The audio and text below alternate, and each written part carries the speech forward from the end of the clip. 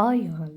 So ಇದು ನಿನ್ನೆ ಮಾಡಿದಂಥ ಓಮ್ ಮೇಡ್ ಸೆರೆಲ್ಯಾಕ್ ಅದನ್ನು ಮಾಡುವಂಥ ಪೂರ್ತಿ ವಿಧಾನವನ್ನು ಈ ವಿಡಿಯೋದಲ್ಲಿ ನಾನು ವಿವರಿಸಿದ್ದೇನೆ.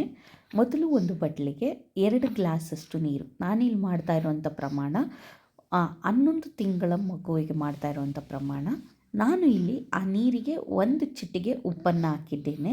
ಸೊ ನಿಮಗೆ ಬೇಕಂದರೆ ನೀವು ಬೆಲ್ಲವನ್ನು ಸಹ ಹಾಕ್ಕೊಬೋದು, ರುಚಿಗೆ ತಕ್ಕಷ್ಟು ಬೆಲ್ಲವನ್ನೇ ನೀವು ಹಾಕ್ಕೊಬೋದು. ಸೊ ಜೇನುತುಪ್ಪ 2 ವರ್ಷದ ಕೆಳಗಿನ ಮಕ್ಕಳಿಗೆ ಕೊಡುವಂಥದ್ದು ಅಷ್ಟು ಒಳ್ಳೆಯದಲ್ಲ ಅಂತ ನಾನು ಕೇಳ್ಪಟ್ಟಿದ್ದೇನೆ. ಸೊ ಹಾಗಾಗಿ ನಾನು ಜೇನುತುಪ್ಪ ಬಳಸೋದಿಲ್ಲ. ಸೊ ಇಲ್ಲಿ ನನ್ನ ಮಗು ಸಿಹಿ ತಿನ್ನಲ್ಲ, ಸೊ ಹಾಗಾಗಿ ನಾನು ಉಪ್ಪನ್ನು ಬಳಸಿದ್ದೇನೆ. ಮತ್ತು 2 ಚಮಚದಷ್ಟು ಪೌಡರ್ನ ತಗೊಂಡು ಅದಕ್ಕೆ ನೀರು ಹಾಕಿ ಚೆನ್ನಾಗಿ ಅದನ್ನು ಗಂಟು ಇಲ್ಲದಂತೆ ನಾನೇನು ಮಾಡ್ತಾಯಿದ್ದೇನೆ ಅದನ್ನು ನೀಟಾಗಿ ಮಿಕ್ಸ್ ಮಾಡ್ಕೊಳ್ತಾ ಇದ್ದೇನೆ.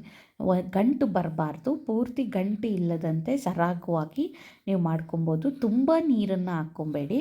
ಆ್ಯಕ್ಚುಲಿ ಇಲ್ಲಿ ಮಾಡ್ತಾ ಇರೋವಂಥ ವೀಡಿಯೋದಲ್ಲಿ ಸ್ವಲ್ಪ ನೀರು ಹೆಚ್ಚಾಗಿದೆ. ಸೊ ಇದು ಗಂಟು ಆಗದಂತೆ ನೀವೇನು ಮಾಡಬೇಕು, ಅಲ್ಲಿ ಇಟ್ಟಿರುವಂಥ ನೀರು ಕುದಿಯೋಕ್ಕೆ ಬಂದಾಗ ಗಂಟು ಆಗದಂತೆ ನೀವು ಅದನ್ನು ಪರಿಪೂರ್ಣವಾಗಿ ಕಲಿಸ್ಕೊಂಡ ನಂತರ ನೀರು ಕುದಿಯುವಾಗ ನೀವೇನು ಮಾಡಬೇಕು, ಅದಕ್ಕೆ ಹಾಕಿ ಸ್ಪೂನಲ್ಲಿ ತಿರುಗ್ತಾ ಬನ್ನಿ. ಸೊ ಪರಿಪೂರ್ಣವಾಗಿ ಅದು ಯಾವುದೇ ರೀತಿಯಾದಂಥ ಗಂಟಾಗಬಾರ್ದು. ನೀವು ಹಾಗೆ ಸಿಮ್ಮಿನಲ್ಲೇ ಇದಿಟ್ಟು ಮಾಡಬೇಕಾಗತ್ತೆ, ಲೋ ಫ್ಲೇಮಲ್ಲಿ. ಸೊ ಕಡಿಮೆ ಉರಿಯಲ್ಲಿ ಮಾಡಿ, ದಯವಿಟ್ಟು ಹೆಚ್ಚಿಗೆ ಉರಿ ಮಾಡ್ಕೋಬೇಡಿ. ಸೊ ಯಾವಾಗ ನೀವು ಈ ಥರ ಮಾಡಿ ಅದು ಸ್ಪೂನಲ್ಲಿ ತಿರುಗ್ತಾ ನೀವು ಬರುವಾಗ ಏನಾಗ್ತದೆ, ಅದು ಪರಿಪೂರ್ಣವಾಗಿ ಒಂದು ಮೇಲ್ಗಡೆ ಬಂದಂಥ ನೊರೆ ಅಂಶ ಎಲ್ಲ ಹೋಗಿ ಕುದಿಯೋದಕ್ಕೆ ಆರಂಭ ಆಗ್ತದೆ.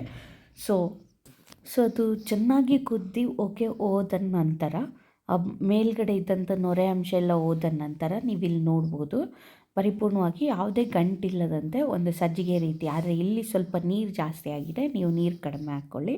ಕುದ್ದ ನಂತರ ನೀವೇನು ಮಾಡಬೇಕು, ಅದಕ್ಕೆ 1 ಚಮಚ ತುಪ್ಪವನ್ನು ಬೆರೆಸಿದ್ರೆ ಸೊ ಈ ಒಂದು ಅಕ್ಕಿ ಗಂಜಿ ರೆಡಿ ಆಗ್ತದೆ. ಸೊ ಮುಂಬರುವಂಥ ವಿಡಿಯೋಗಳಲ್ಲಿ ರಾಗಿ ಗಂಜಿಯ ಬಗ್ಗೆ ಸಹ ತಿಳಿಸ್ಕೊಡ್ತೇನೆ. Thank you.